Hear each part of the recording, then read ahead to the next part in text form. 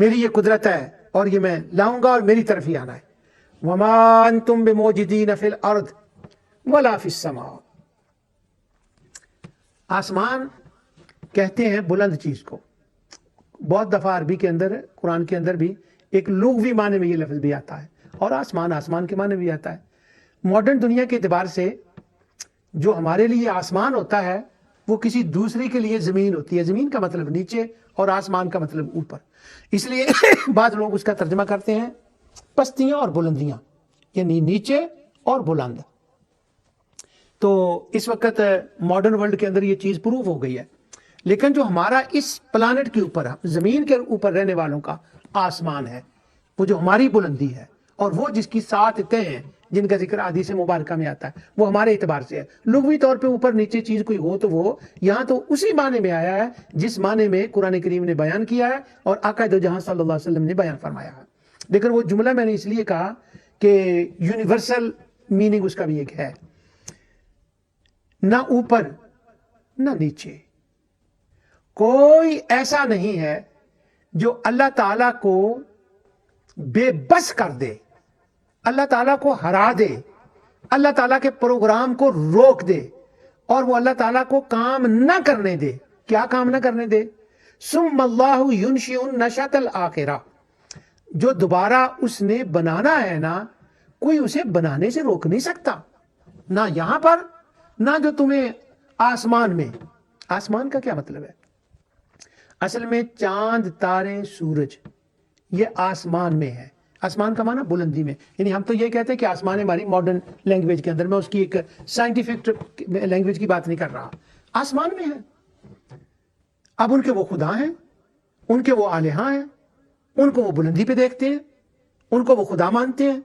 تو اور زمین پر جنات ہیں، زمین پر اوثان ہیں. میں پھر اصنام کہنے لگا تھا چونکہ یہاں پر اوثان کا لفظ ہے، اس لیے مجھے محتاط رہنا چاہیے کہ اصنام کی بجائے اوثان ہے. بات تو ایک ہی ہے، لیکن جو ابراہیم علیہ السلام نے الفاظ استعمال فرمائے ہیں اور اللہ سبحانہ و تعالی نے جو الفاظ استعمال فرمائے ان کے اوپر میں قائم رہنے کی کوشش کر رہا ہوں. اوثان فرمایا ہے تمہارے زمینی اوثان خدا، تمہارے وہ آسمانی خدا. یہ جو میں نے چاند، سورج، تاروں کی، آسمانوں کی بات کی، ایک بڑی باریک سی بات کر کے میں نکل گیا ہوں. اس کی تشریح کے لیے مجھے 5 منٹ لگ جائیں گے اگر میں نے اس کو تھوڑا سا کھولا تو. یہ مجھے نہیں روک سکتے. آج اس کا مطلب مجھے روک نہیں سکتے قیامت لانے سے.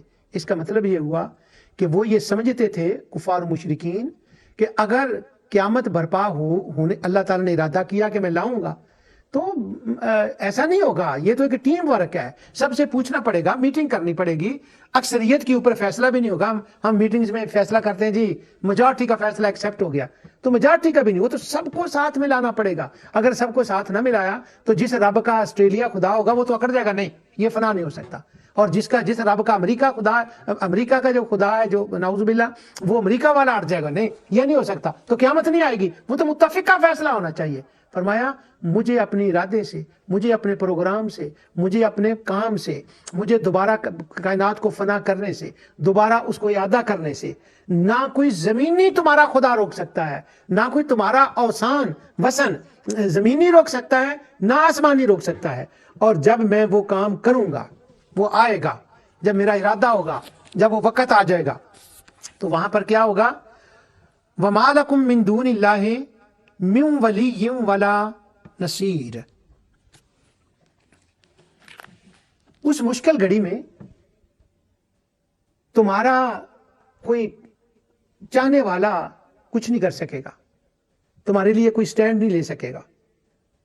یہاں پر وہ میں نے کچھ لفظ کہنے ہیں، وہ یہ کہ اللہ تعالیٰ کے سوا وہاں کوئی اور وثن اوثان نہیں ہوں گے جو اللہ تعالیٰ کو عاجز کر کے تمہاری تسکین کر دے اور تم خوش ہو جاؤ. دیکھا کیا ہوا ہے، دیکھا کیا ہوا ہے، یہ کہتے تھے قیامت آئے گی، یہ ٹوٹ پھوٹ جائے گا، دیکھا کیا ہوا ہے، وہاں اور بھی ہوں گے. تو فرمایا تمہیں تسکین دینے والا وہاں کوئی نہیں ہوگا اور وہاں فیصلہ اللہ تعالیٰ کا ہوگا. وَمَا لَكُم مِّن دُونِ اللَّهِ، جو اللہ تعالیٰ ہے، اللہ تعالیٰ کے علاوہ کس کا حکم وہاں چلے گا؟ کون اسے ہرائے گا؟ کوئی اور نہیں ہوگا. اور آگے فرمایا وَالَّذِينَ كَفَرُوا بِآيَاتِ اللَّهِ وَلِقَائِهِ أُولَٰئِكَ يَئِسُوا مِن رَحْمَتِهِ وَأُولَٰئِكَ لَهُمْ عَذَابٌ أَلِيمٌ. सुन लो, जो अल्लाह ताला की आयतों और उसकी मुलाकात को बुला देते हैं, इसके ऊपर मैंने एक दो नोट लिखे थे कि जो उसको बुला देते हैं। आयतें क्या हैं? आयतों के अंदर यही तो है कि क़यामत कायम होगी, अल्लाह ताला का सामना करना पड़ेगा और अल्लाह का ही सामना करना पड़ेगा, अल्लाह के हुजूर ही हाज़िर होना पड़ेगा। और वो क्या है कि वहां उसकी दो चीजें होंगी, रहमत और लानत। लानत क्या है? जिन्होंने ये कुछ दुनिया में रहते हुए किया, ना जी ना, खुदा नहीं ये कर सकता, और सच को उन्होंने डिनाई किया, उनको रहमत नहीं मिलेगी। अपने अमल के एतबार से बस वो गोया मायूस ही हो गए, मायूस कर दिए गए, और ये होगी लानत।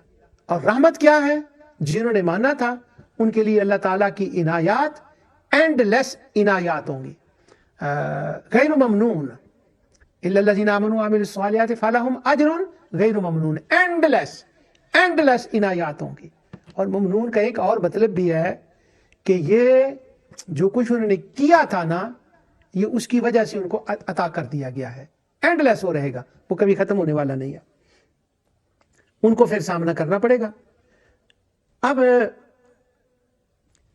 फमा कान जवाब कौमिही इल्ला अन क़ालू उक़्तुलूहु वहर्रिकूहु फ़अनजाहुल्लाहु मिनन नार।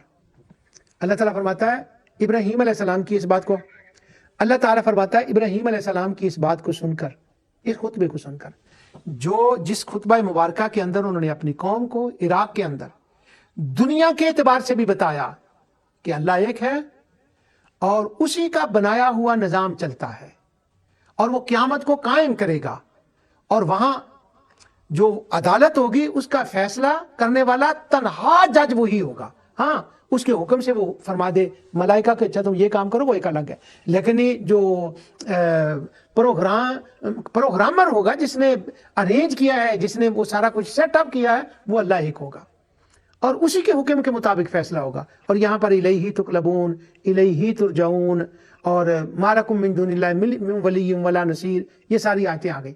अब इब्राहीम अलैहिस्सलाम ने तारीखी दलाइल दिए और अकली दलाइल दिए कि अगर तुम गौर करो, तुम नुतफे से यहाँ तक पहुँच सकते हो, इतनी बारिशें देने वाला, अता करने वाला, अगर ये तुमने कुदरत उसकी देख रहे हो तो उस कुदरत को भी मानो, और यहां भी इस कुदरत को मानो कि ये सारा वो तन्हा कर रहा है और सान का यहां भी कोई ताल्लुक नहीं है। इसके बाद वो बजाय इसके कि वो इस बात को कबूल करते, दलाइल की बात को, सेंस की बात को, वो इसे कबूल करते, तो जैसे मैंने कहा ना, वो गुस्से में आ गए। तो गुस्से में आकर पहले तो उन्होंने वो ये बात की कि अपने खुदाओं को बचा लो। और जो बंदा भी दलील देता है ना, और उसकी दलील के अंदर वजन होता है और वो दलील देता है, तो उसको अपनी दलील के ऊपर मान होता है, अल्लाह की रहमत पर ईमान होता है। मैं किसी को मुझ पे तरस ना आने लगे, दलील पर मान होता है कि जो मैंने बात किया मैदान में रख दी है, ये हकीकत हाल है। उसको लड़ने की, गाली देने की, टेम्पर लूज करने की, हथियार उठाने की बिल्कुल कोई जरूरत नहीं होती। और वो जो दलाइल होते हैं, जो आयात होती हैं, वही उसके वेपन्स होते हैं, वही उसके हथियार होते हैं। यानी दलील वाला बंदा लड़ाई झगड़ा नहीं करता। लड़ाई झगड़ा कौन करता है? जिसके पास दलील नहीं होती। अब चूंकि इतने दलाइल इब्राहीम अलैहिस्सलाम ने दिए, चंद का तो यहां बयान है, बाकी इब्राहीम अलैहिस्सलाम के जो दूसरे खुतबे कुरान में आए हैं उनके अंदर भी उनका बयान है, तो उनके पास उन दलाइल का जवाब नहीं था, दलील का दलील से जवाब नहीं था, भी दलील का दलील के जवाब तो दे ना सके। अब दूसरा है कि उनके पास एक वक्ती तौर पर पावर थी, कुव्वत थी, ताकत थी, तो वो ताकत के जोर पर इब्राहीम अलैहिस्सलाम को मनवाना चाहते थे। इब्राहीम अलैहिस्सलाम ने तो क्या मानना था, हम जैसा बंदा भी अगर कोई खुदा न करे अल्लाह ऐसा वक्त न लाए तो वो ऊपर ऊपर से हाँ कह भी दे और दिल तो ईमान पर मुतमईन हो, इसकी इजाजत भी होती है, तो वो मानना तो नहीं ना होता। लेकिन उनकी पावर थी और वो पावर से उन्होंने फैसला किया कि इब्राहीम अलैहिस्सलाम को सजा दे दें। जब उन्होंने सजा दी तो अल्लाह सुब्हानहू व तआला फरमाता है फ़अनजाहुल्लाहु मिनन नार, वो जो इब्राहीम अलैहिस्सलाम के लिए उन्होंने तजवीज़ किया था कि इसको आग में फेंक दें, वो इब्राहीम अपनी खातिर थोड़ा गया था, फिजिकल लाइफ के लिए थोड़ा गया था, वो तो मेरी खातिर गया था, वो तो मेरे लिए गया था। वकज़ालिका नुरी इब्राहीम मलकूत अस्समावाति वल अर्द वलियकून मिनल मूकिनीन, اس کو سچا یقین تھا، وہ میرے لیے گیا تھا، اس لیے اب اسے بچانا بھی میرا کام تھا۔ یہ ساری باتیں کرنے کے بعد اللہ تعالیٰ فرماتا ہے، وہ پچھلی بار میں نے پڑھا تھا بآیات اللہ یجحدون، کچھ لوگ ہوتے ہیں کہ حقیقت حال ان کے سامنے آ جاتی ہے، مگر وہ اپنے وقتی فائدے کے لیے، اپنی ایگو کی تسکین کے لیے اس بات کو ماننے کے لیے تیار نہیں ہوتے۔ ہاں ان کا دل کہہ دیتا ہے کہ ٹھیک ہے، لیکن وہ ماننے کے لیے تیار نہیں ہوتے، دلائل ان کے سامنے آ جاتے ہیں۔ اب وہ نہ ماننا ان کا یہ اس لیے نہیں ہے کہ وہ دلائل نہیں ہے، نہیں، اس کے کچھ ریزنز اور ہیں۔ تو اللہ تعالیٰ نے فرمایا ابراہیم علیہ السلام کی یہ تقریر اور یہ سارے دلائل، ان فی ذالک الآیات، اس کے اندر بڑے دلائل ہیں، بڑی وزنی باتیں کی ہیں میرے خلیل نے، اور لیکن مانے گا انہیں کون؟ انہیں مانے گا وہ جن کے اندر ضد نہیں ہے، اناد نہیں ہے، اور وہ غلط میں نہیں ہے، میں سیئہ والی میں وہ نہیں ہے۔